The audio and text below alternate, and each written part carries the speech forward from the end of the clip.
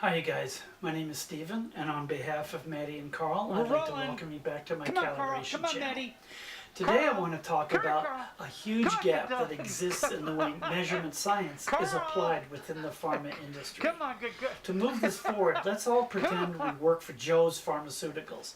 I've talked about Joe's Pharmaceuticals in the past.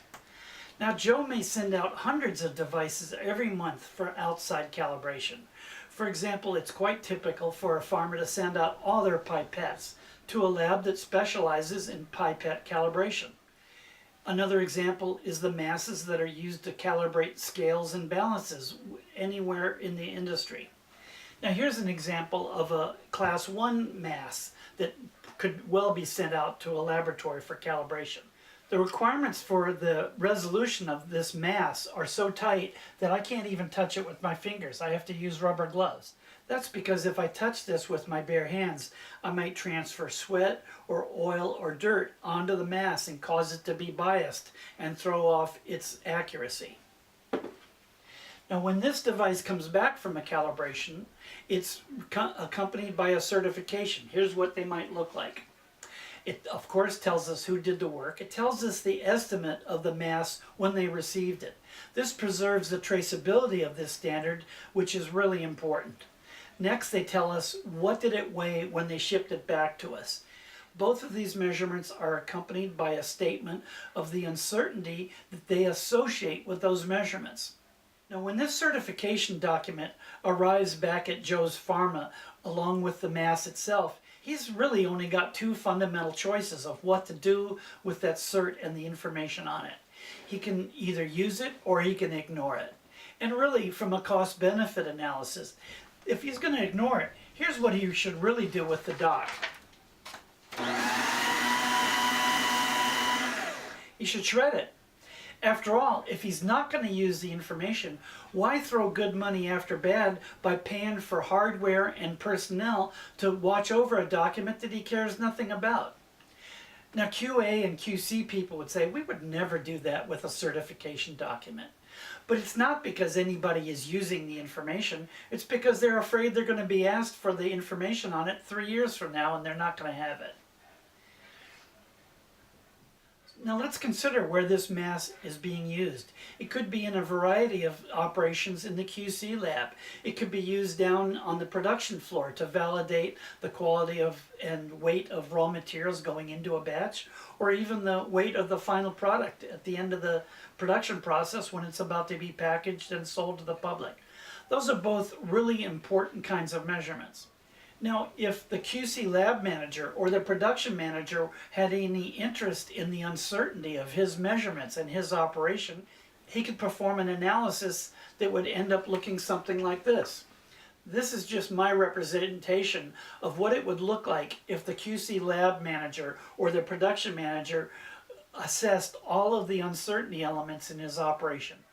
Were either of these managers to perform this assessment, one of the elements they would certainly have to add is the uncertainty of this class 1 weight if it's involved in their operation. The good news for Joe's Pharma is he already paid for that information. It's already prepackaged and ready to be slotted right into his uncertainty assessment without any further calculation or manipulation at all.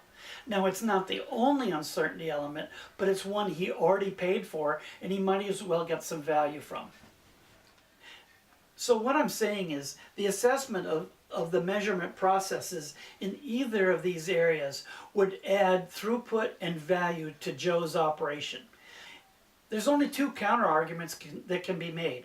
One is, we've already done that. Well, the fact remains we haven't done that. We've never done that.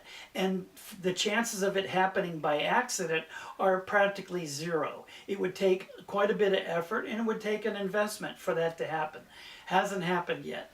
The other argument against my position is we don't care. Well, the reason they don't care is that when the QC lab does its stuff or the production guys do their stuff, they have no competition. Joe is free to build as much waste in these operations as he wants, and he can just fold it right into the product. The fact remains that Joe's customers can't prevent that from happening because there's no competition, and they really need his product in a hurry. They're sick. This brings me to a theme I've talked about before, and I'm going to repeat. I've reached out in LinkedIn to people in the Middle East, Africa, India, and Asia, because when I think about the combined populations of these regions, I'd put it at, say, 3 or 4 billion people. To me, it's not unreasonable to think that over the next 2 decades, these regions are going to produce maybe 800 million to 1 billion new customers for pharmas. This is good news for pharmas. It's also bad news. These new customers are not going to be able to afford the kind of waste that Joe and other pharmas build into their operations without even thinking about it.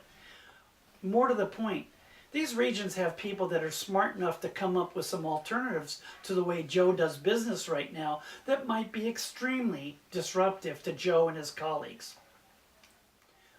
I'm trying to soften this blow by reaching out to measurement science and calibration people. I would like to see us come up with a way that we can soften this blow to the industry and yet move forward to absorb these customers who are going to need our products soon. I'm really liking making these videos. I learn something new every time I do a new one. I hope you're enjoying them, and I'd be delighted to hear of any topic suggestions that you have out there, because I'm going to do more videos anyway. In the meantime, on behalf of Carl and Maddie, I'd like to thank you very much for your time.